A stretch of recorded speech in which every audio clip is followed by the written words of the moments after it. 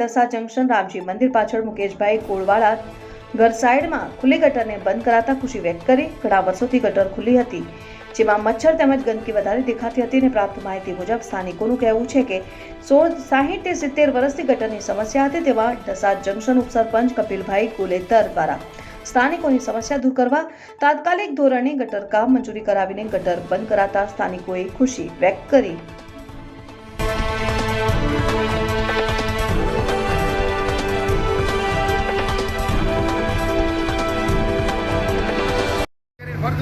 આપના પરિચય નામ જણાવશો. મુકેશભાઈ, હાલમાં જે કામ ચાલુ છે આ કયા વિસ્તારમાં કામ ચાલુ છે? રામજી મંદિર પાછળ. રામજી મંદિર પાછળ શેનું કામ ચાલુ છે? આ ગટરનું. પહેલા ગટર કેવી હતી અહીંયા? ખુલ્લી ગટર. અત્યારે આ જે ગટર ટૂંકમાં પેક કરવામાં આવે છે, તો આ કોના હસ્તક કામ ચાલુ છે હાલમાં? કપિલભાઈ સરપંચ સભ્યો દ્વારા. કપિલભાઈ કોલાતર તેમજ ગ્રામ પંચાયત દ્વારા. તો આ કામગીરી જે છે તે બારામાં તમે શું કહેશો? કામ કે સારી છે, કપિલભાઈની પસંદગી છે. અને કપિલભાઈ કોલાતરની કામગીરી હાલમાં જે ચાલુ છે ઢસા જંકશનમાં ઘણી જગ્યાએ, તો તે બારામાં તમારું શું કહેવું છે? કામગીરી બધી સારી છે. કામગીરી ટૂંકમાં સારી છે. માથે ઉભા રહીને કામ કરાવે.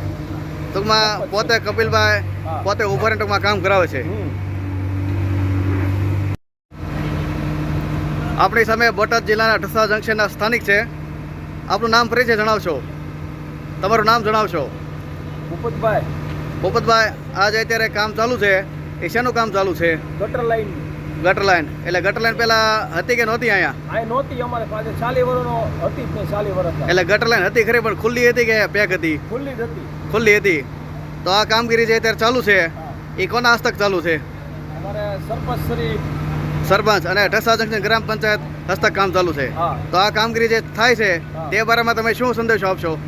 સંદેશ મુકેશભાઈને પૂછો.